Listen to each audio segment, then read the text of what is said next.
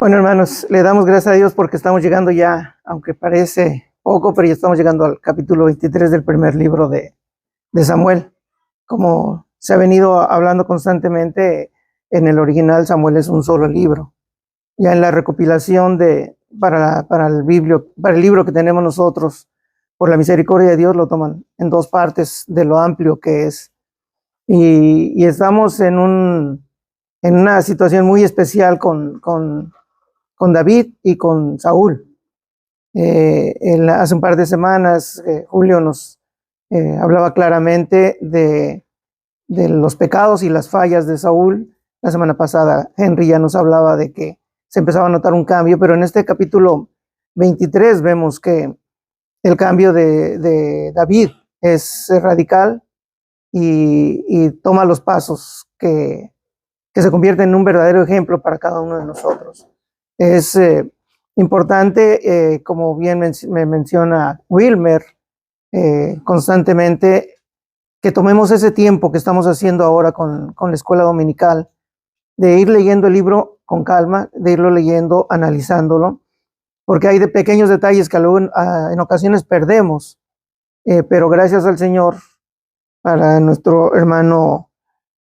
hermanos, especialmente hermano Jonathan, que en unas charlas, en un estudio, en una oración, tomaron la decisión de que nos fuéramos con el libro de Samuel. Por ahí se mencionó al principio que va a ser una escuela dominical larga, pero agradecidos con el Señor porque nos está trayendo a unos pasos muy importantes, y estoy seguro que está tratando en nuestras vidas a través de David, a través de Saúl, a través de Samuel, obviamente, y desde el principio, ¿no? De su madre Ana, cómo le ofrece al Señor a Samuel, y cómo el Señor usa a Samuel desde su infancia hasta su muerte para que Él sea glorificado, ¿no? Para que el Señor sea glorificado. Así es que sí, vamos a leer hoy el capítulo 23 del primer libro de Samuel, y como son varios versículos, si alguien nos puede ayudar del 1 al 13, y otra persona del 14 al final, por favor. Entonces dieron aviso a David: los filisteos están atacando a Keila y están saqueando las eras. Entonces consultó David al rey: ¿debo ir a atacar a estos filisteos? Y el Señor dijo a David: ve, ataca a los filisteos y libra a Keila.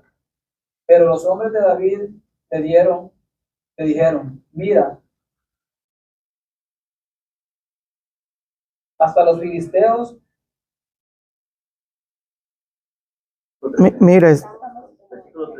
Mira, estamos con temor aquí en Judá. ¿Cuánto más si vamos a Keila contra la fila de los filisteos? De nuevo David consultó al Señor, y el Señor le respondió: levántate, desciende a Keila, pues entregaré a los filisteos en tu mano.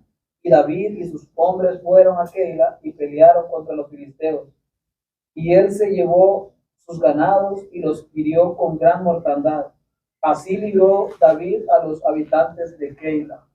Al huir Abiatar, hijo de Ahimelech, a donde estaba David en Keila, descendió con un efod en la mano.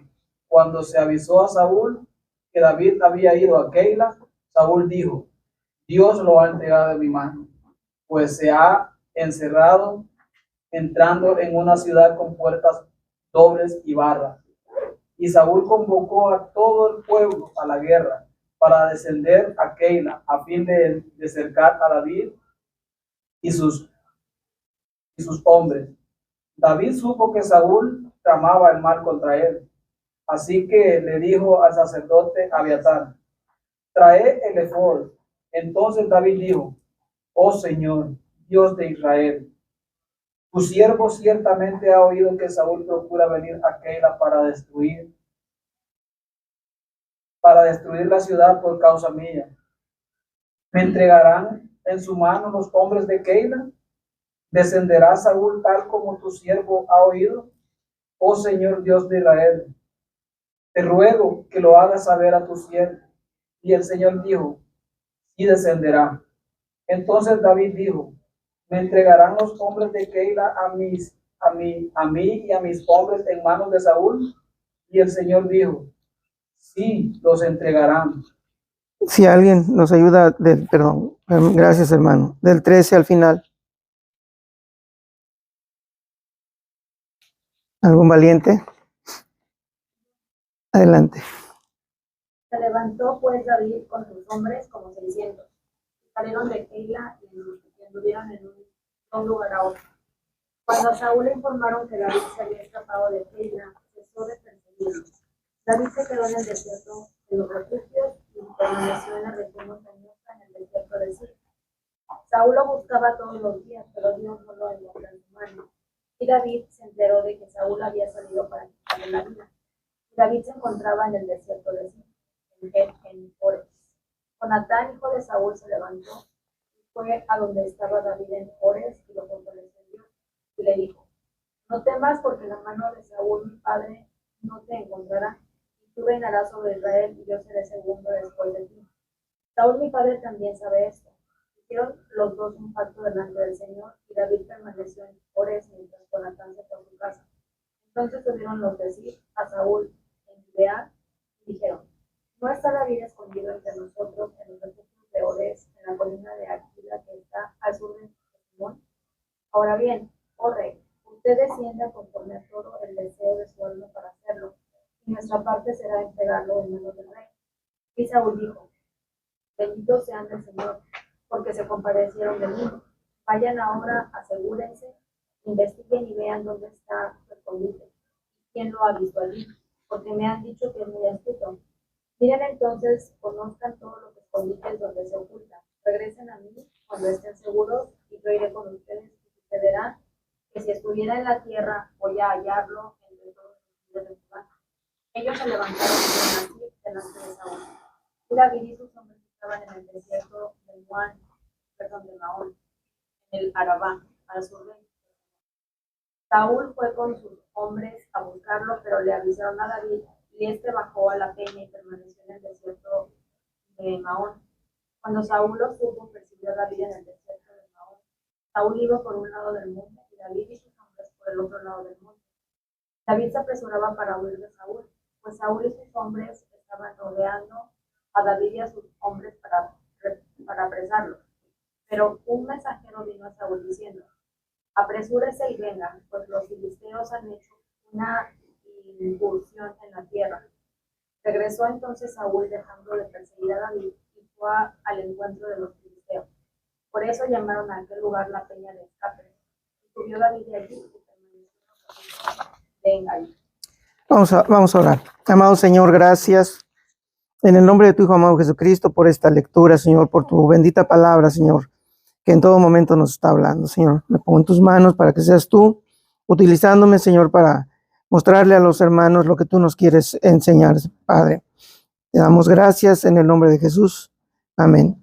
Bueno, si vemos en esta parte de Samuel 3, empiezan una serie de persecuciones muy fuertes en contra de David. Incluso el Salmo 54 se refiere a la persecución en el desierto. Y el Salmo 54 dice, David, hablando de lo preocupado que estaba, dice: sálvame, oh Dios, por tu nombre, y hazme justicia con tu poder. Escucha mi oración, oh Dios, presta oído a las palabras de mi boca. Ahí nos damos cuenta cómo el cambio de David es de 180 grados. Estaba aquí acá en la negación, en que creía que con su propia fuerza podía hacer las cosas, y en este momento ya lo encontraron muy cerca de la cúspide en creerle al Señor. Recordamos lo que mencionaba Julio hace unos dos domingos específicamente, que David cometió pecados y falló claramente al Señor. Mintió, hizo cosas que no debió haber hecho, y cómo le empezó a ir, provocó la muerte de mucha gente. Y ya en el capítulo 24, en el 22, la semana pasada, bueno, vemos que David empieza a darse cuenta al escuchar a uno de los profetas que llegan a hablar con él.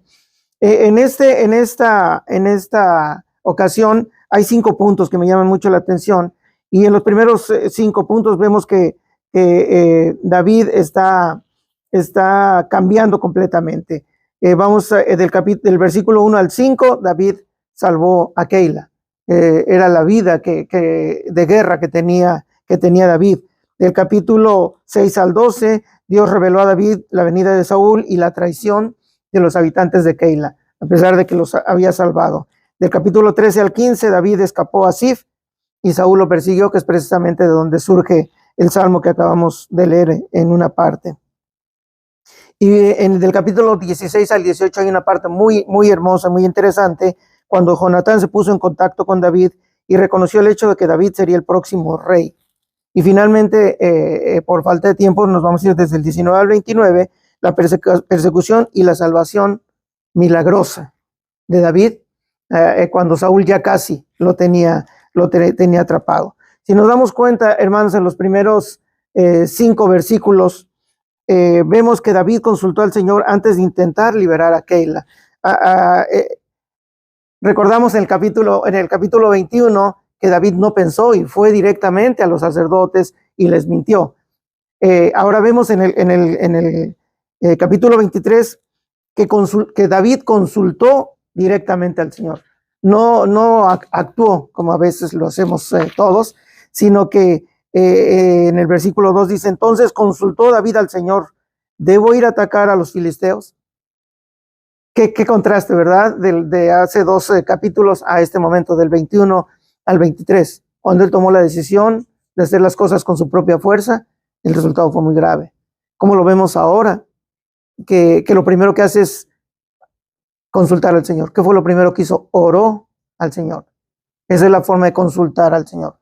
En el taller que tuvimos la oportunidad de ir, que el Señor nos abrió puertas impresionantemente hace unas semanas en Denton, donde fuimos con Travis, con Oscarito y con Ángel, a mí me quedó muy claro algo. Para poder entender la palabra de Dios tenemos que hacer muchas cosas. La primera es orar, la segunda es leer, la tercera es leer, la cuarta es leer, la quinta es leer y la sexta es orar. Y así podemos seguir. Y eso a mí me sirvió muchísimo, aparte de todo lo que nos enseñaron, ¿verdad? Pero a mí me sirvió muchísimo. ¿Y qué nos muestra esto? Que tenemos que leer la palabra de Dios para darnos cuenta que todo está ligada, como en alguna ocasión el hermano Jonathan nos enseñó que desde Génesis hasta Apocalipsis existe un hilo conductor. Existe un hilo, y aquí nos damos cuenta que el libro de Samuel está completamente conectado. Es una hermosura, ¿no?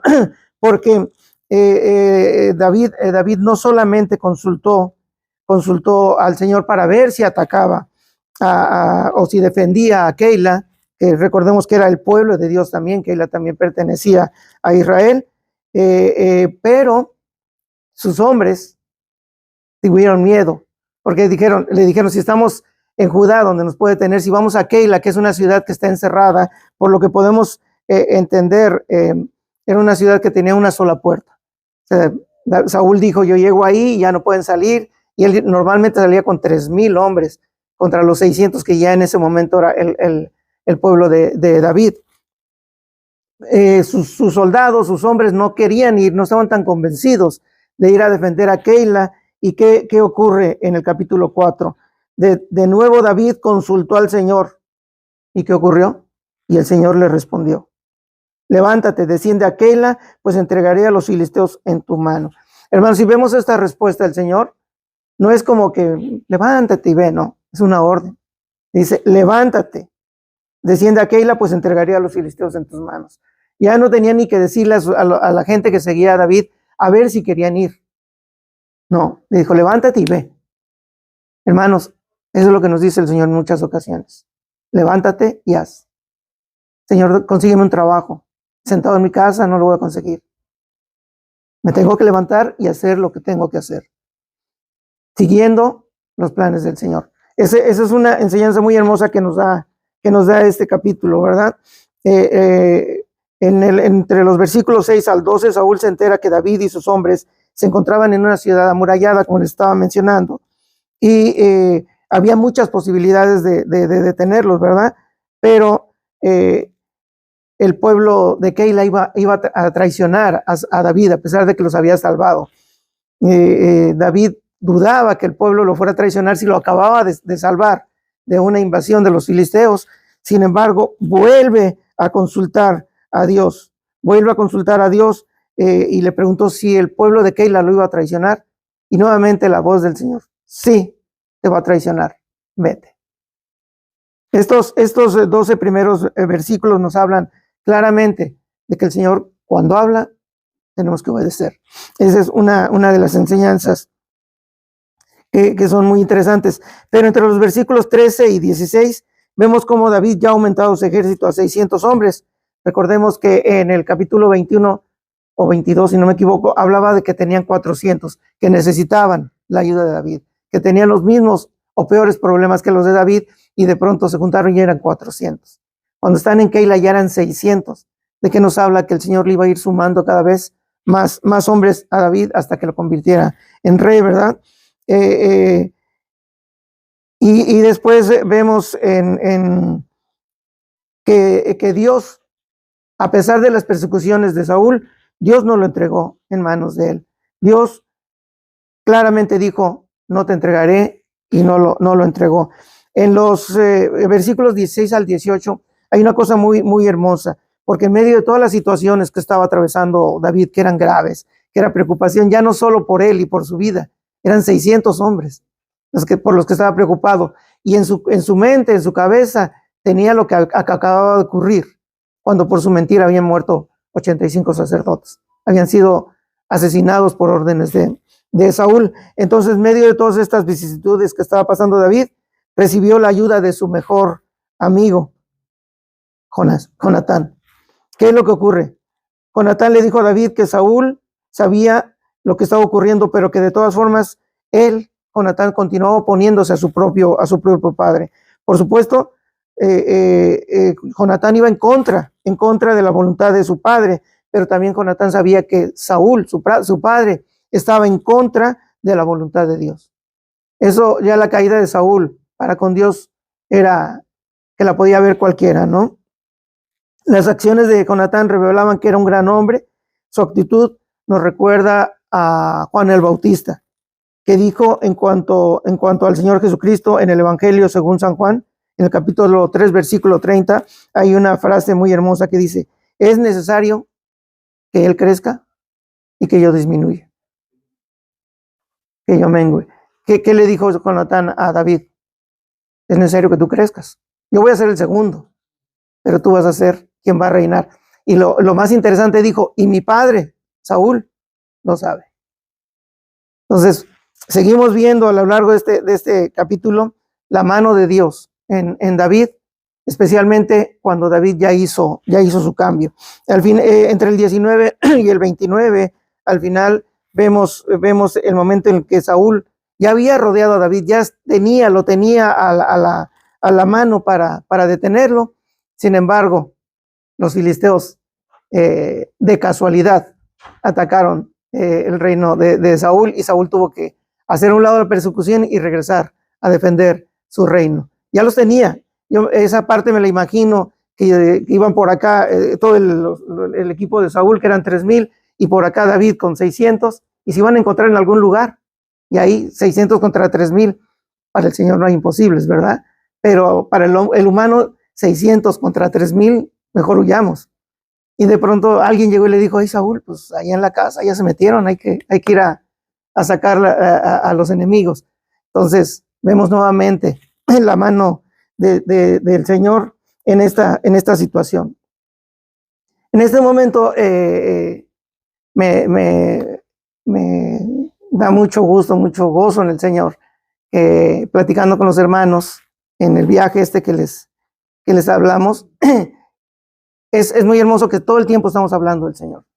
Todo el momento estamos tratando de poder entender más al Señor. Entonces me gustaría que me ayudaran a hacer dos diferencias. ¿Cómo fue el cambio de David entre sus últimos versículos que hemos visto, y después el uso del nombre de Dios entre David y Saúl? ¿Hubo diferencia entre la forma en que se dirigieron los dos al Señor? Bueno, con David, donde David es transformado, o Dios transforma su corazón, en los versículos 1 y 2 que ya los mencionamos, dice que entonces llegó David a Nob. al sacerdote de Ahimelech, y Ahimelech vino tembloroso al encuentro de David y le dijo: ¿por qué estás solo y no hay nadie contigo? Y David respondió al sacerdote Ahimelech: el rey me ha encomendado cierto asunto y me ha dicho que no sepa nadie acerca del asunto por el cual te envió y que te ha encomendado, y yo he citado a los jóvenes en cierto lugar. Ahí estamos viendo la transformación de David. Insisto, regresamos al capítulo 21. En el 22, el profeta Gad dijo a David: no te quedes en el refugio, vete y entra en la tierra de Judá. Y David respondió, y David se fue y entró en el bosque de Ared. Ya empezó a obedecer. Y lo que ya hemos mencionado también en Samuel 23, 2 al 4, entonces consultó David al Señor: ¿debo ir a atacar a estos filisteos? Y el Señor dijo a David: ve, ataca a los filisteos y libra a Keila. Pero los hombres de David le dijeron: mira, estamos con temor aquí en Judá, ¿cuánto más si vamos a Keila contra las filas de los filisteos? De nuevo David consultó al Señor y el Señor le respondió.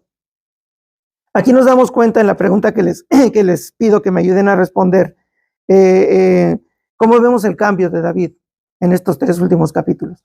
Cómo nos damos cuenta que de no escuchar la palabra de Dios o de no acercarse en oración a hablar con Dios, a pedirle la guía, que es lo que debemos hacer todas las mañanas. ¿Qué es lo que ocurrió? Casi una caída total. En el 22 ya escucha a alguien que le dice: el Señor te está ordenando que hagas ciertas cosas.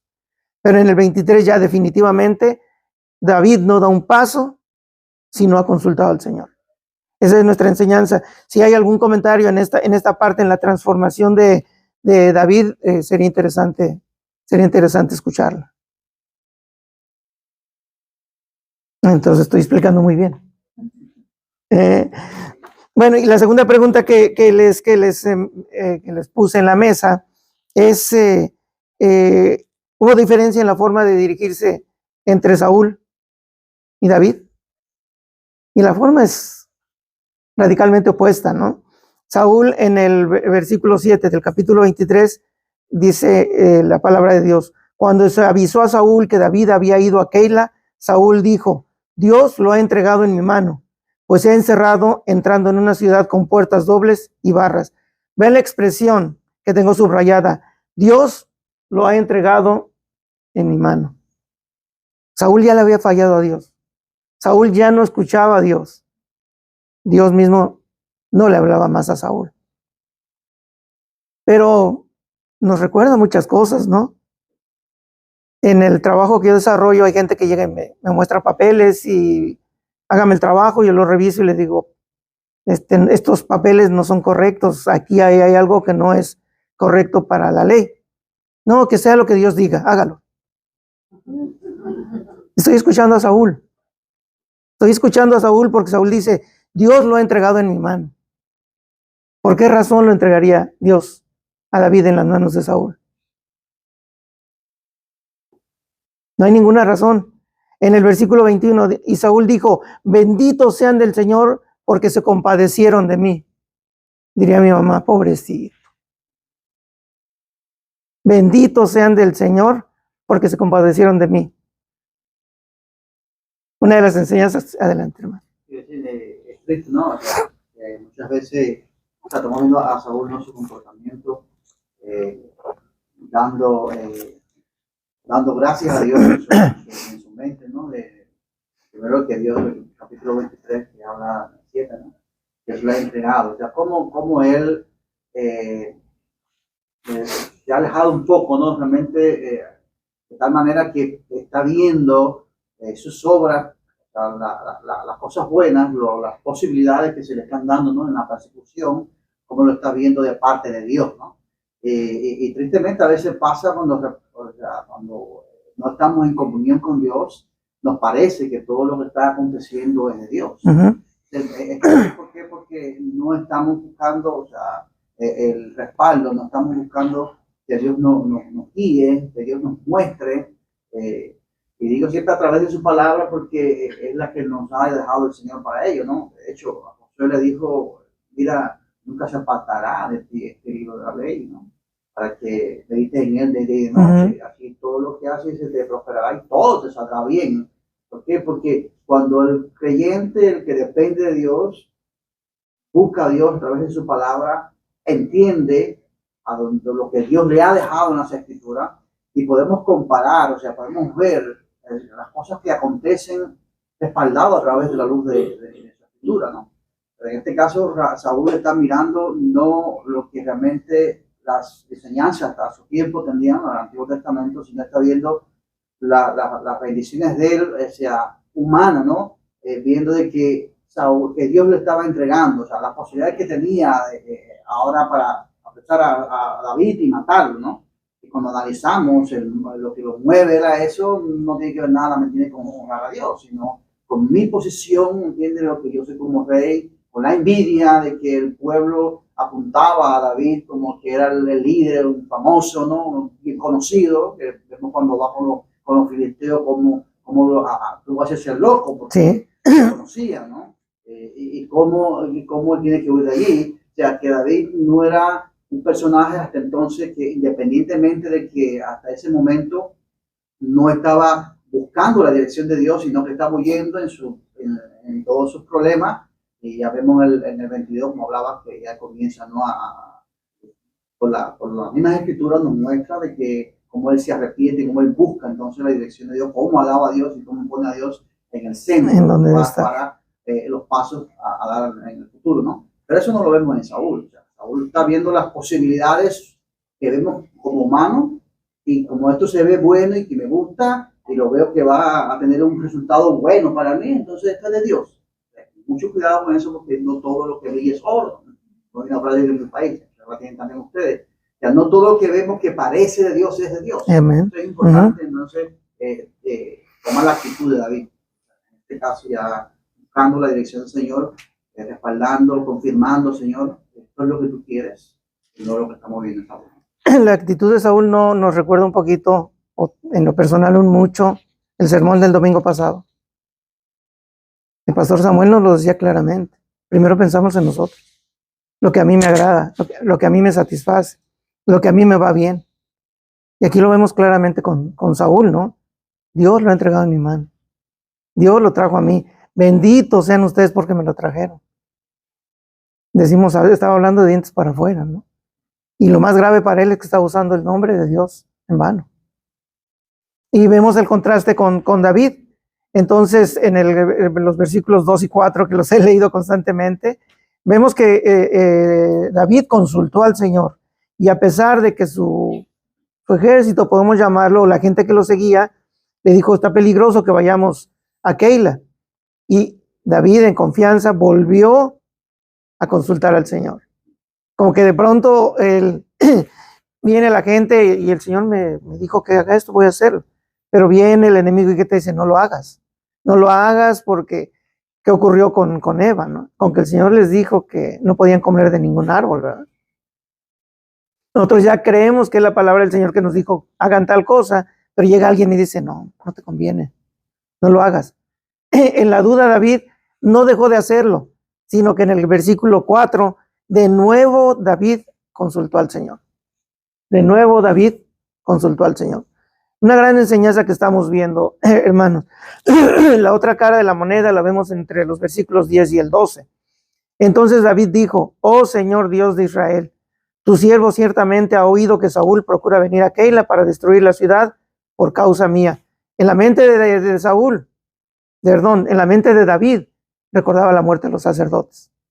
Porque no dijo, viene a destruirme a mí, viene a destruir esta ciudad. Y pregunta, ¿me entregarán, perdón, me entregarán en su mano los hombres de Keila? ¿Descenderá Saúl tal como tu siervo ha oído? Oh Señor Dios de Israel, te ruego que lo hagas saber a tu siervo. Y el Señor dijo, sí, descenderá. O sea, vete de ahí porque no tienes nada que estar haciendo ya en Keila, ya cumpliste lo que te ordené, vete de ahí. Consultó al Señor en todo momento, y esa es nuestra enseñanza. En el versículo 12, dice, entonces David dijo, me entregarán los hombres de Keila a mí y a mis hombres en manos de Saúl, y el Señor dijo, sí te entregarán. Hermanos, debemos de estar pendientes de la voz de Dios. ¿Cómo oímos la voz de Dios? A través de la palabra. No nos viene a hablar aquí. Saúl, ve y compra el carro que quieres. Aquí está la respuesta del Señor. Entonces, vemos el contraste entre David y Saúl, que es de un lado al otro, ¿no? Aquí vemos claramente la enorme diferencia entre David del capítulo 21 y el del 23. David ha sentido inicialmente una confianza en sí mismo, pero a través de las escrituras. ¿Qué es lo que vemos? David tenía una gran fe, pero torpemente en el capítulo 21, torpemente por temor y cobardía, resbaló, por llamarlo de alguna forma. Ya confiando en el Señor, vemos la otra cara de la moneda, ¿no? Y es lo que tenemos nosotros que estar pensando. ¿Cómo es Saúl? ¿Cómo es David? ¿Estamos usando el nombre de Dios correctamente? ¿O lo estamos usando en vano? Lo cual es un peligro espiritual muy, muy grande, ¿no? ¿Cuántas veces usamos el nombre de Dios para justificar nuestros deseos, nuestras mentiras? ¿No? Cuando era niño, que jugábamos y de pronto entre niños, no es cierto, me estás diciendo una mentira. ¿Verdad de Dios que no? Decíamos. Y era una mentirota. Lo más grave de todo es que era una gran mentira, ¿no? Y esto nos enseña que tenemos que pedir la guía del Señor. David en forma solemne le pide al único sacerdote sobreviviente el efod que había llevado. Y no se lo puso como en forma de idolatría. No se puso el efod y dijo, ahora sí el Señor me va a escuchar, ¿no? Sabía que el Señor lo estaba respaldando porque había un sacerdote del Señor utilizándolo. Hermanos, cuando tengamos alguna duda y algún problema, tenemos que alabar al Señor y tenemos que acercarnos a su palabra. Ese es nuestro efod. La Biblia es nuestro efod. No se usa en la actualidad, pero la Biblia, por la misericordia de Dios, no solo la tenemos en papel, la tenemos por todos lados. Y estoy seguro que todos los que estamos aquí traemos la Biblia en el teléfono. Y ese es nuestro efod. Esa es nuestra confianza para poder hablarle al Señor. Estamos platicando, no llevamos la Biblia, pero si hay una duda, inmediatamente sacamos nuestro teléfono y nos quitamos de la duda. Gracias a Dios por esa oportunidad. Y aquí llegamos, hermanos, con Jonatán. Jonatán, a pesar de que había una diferencia de edad, se dice que entre 25 y 40 años, entre David y Jonatán, se dice actualmente, hubo química, ¿no? Entonces, Jonatán, como un buen amigo, consoló a David. Fue a buscarlo a David. Saúl ya sabía dónde estaba David, sin embargo, llegó primero Jonatán. ¿Y a qué llegó? A consolar a David. Llegó con el mejor de los consuelos. Pues si vemos, él le dice, Jonatán le dice en el versículo 16, dice, Jonatán, hijo de Saúl, se levantó y fue a donde estaba David en Enores y lo fortaleció en Dios. Cuando tenemos una pregunta de los hermanos, no tenemos que decir, no, mira, lo mejor que tienes que hacer es esto, ¿no? Tomar la palabra de Dios y fortalecer a nuestros hermanos en momentos de dudas, en momentos de situaciones. Fue lo que hizo Jonatán, ¿no? Porque fue a hablar con él y lo fortaleció en Dios y le dijo, no temas porque la mano de Saúl mi padre no te encontrará y tú reinarás sobre Israel y yo seré el segundo después de ti. Saúl mi padre también lo sabe. Hicieron los dos un pacto nuevamente delante del Señor y David permanecía en Ores mientras Jonatán regresaba a su casa. Una amistad tan fuerte como la que ellos tenían, hermanos, se basa en la buena comunicación y no en secretos ni mentiras, sino que estaban hablándose entre ellos la verdad en todo momento. ¿Cómo le podría haber afectado a Jonatán enterarse de que David sería el próximo rey? Cualquier otra persona actuaría de una forma diferente. Tal vez hasta podría matar a David ahí mismo y decirle a su papá, mira, tu enemigo ha caído. Pero ¿qué ocurrió? Jonatán sabía que David iba a ser rey. Él iba a ser segundo finalmente ni siquiera llegó a ser segundo, como lo veremos más adelante. Pero Jonatán lo que quería era corregir los errores de su padre. De alguna manera, a nosotros nos preocupa que nuestros padres hagan ciertas cosas, ¿verdad? Y tratamos de corregirlo. Jonatán lo que estaba haciendo era decirle a David: el Señor está contigo. El Señor está contigo y vengo a fortalecerte en el nombre de Dios. Y esto nos muestra y nos recuerda un poquito Hebreos 13:6, ¿no? De manera que decimos confiadamente: el Señor es el que me ayuda, no temeré. ¿Qué podrá hacerme el hombre? Y es lo que le está diciendo en otras palabras Jonatán a David: ¿qué te va a hacer mi padre? No te va a hacer nada, porque tú eres el próximo rey.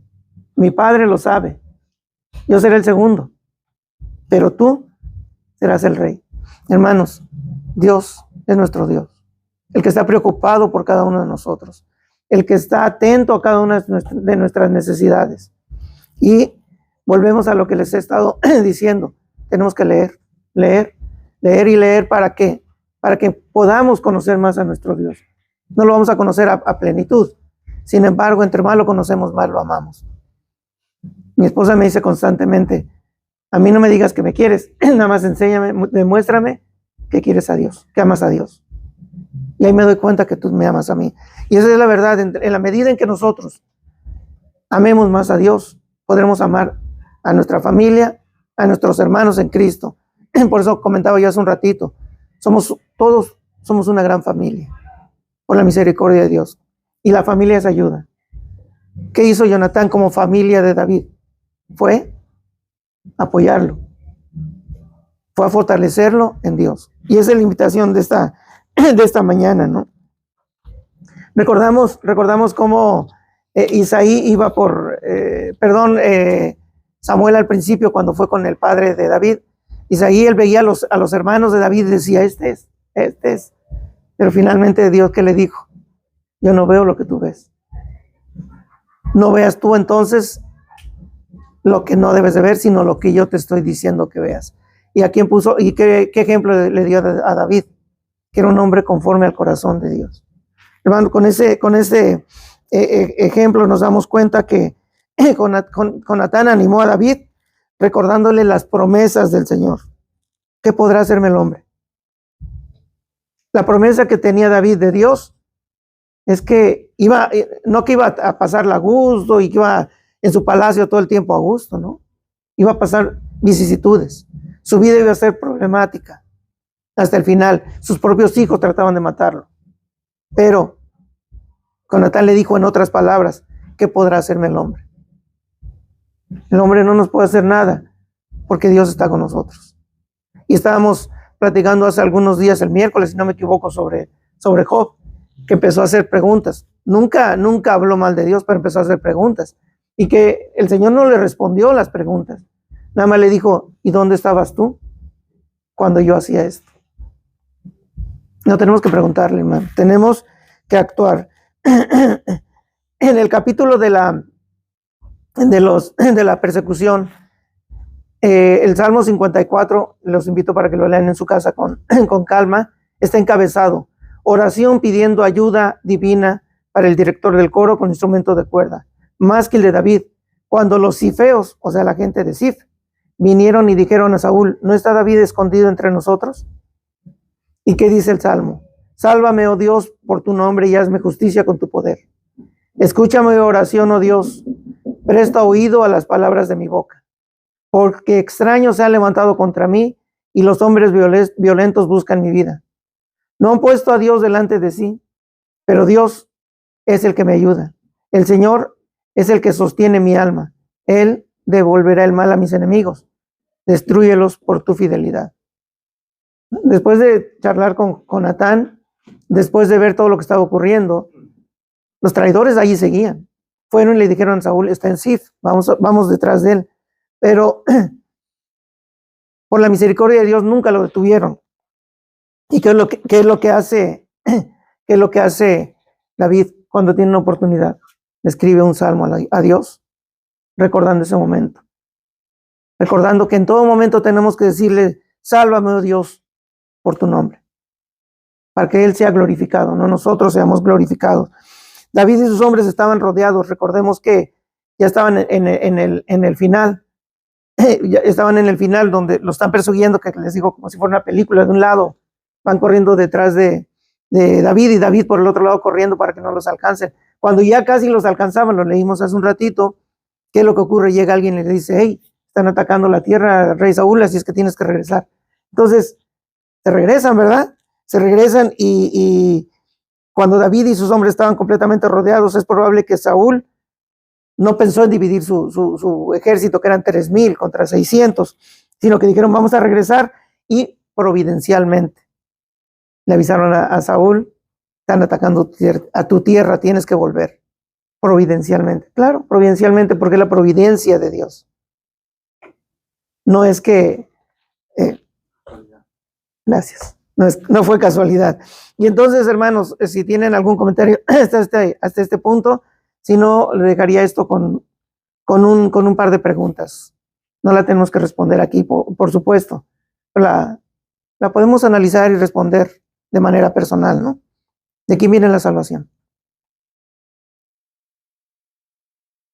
Y la otra pregunta con la que termino, si no hay más preguntas, ¿yo sigo siendo Saúl o sigo siendo David? Recuerden que no hay tibios. O eres caliente o eres frío.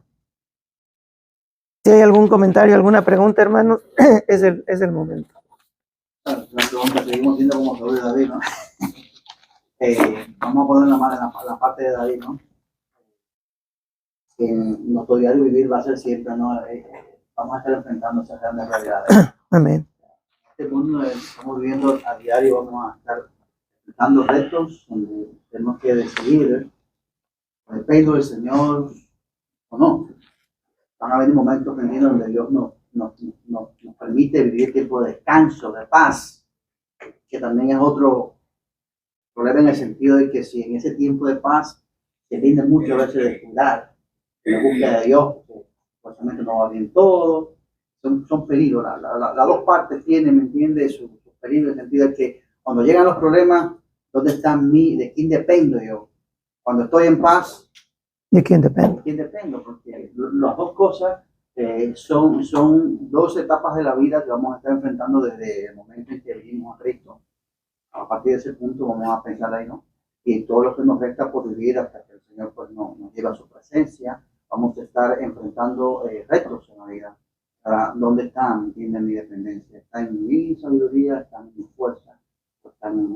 No hay vida, como se enseña por ahí, me entiende, en unas iglesias, o la iglesia de la prosperidad, que digamos, Dios del creador del universo, el dueño del oro y la plata. Usted puede pedir, no, señor, yo quiero ese carro, quiero un carro Toyota de color tal. Se enseñan esas cosas. No, la vida del creyente no es color de rosa. Es una vida real en este mundo caído donde tú y yo como hijos de Dios vamos a enfrentar altas y bajas, pero la diferencia del mundo que no tiene a Cristo es que nosotros defendemos y seguimos al Señor. ¿Cómo lo enfrentó David? Y está en las altas, en las bajas. Gracias al Señor, ahorita está en las altas.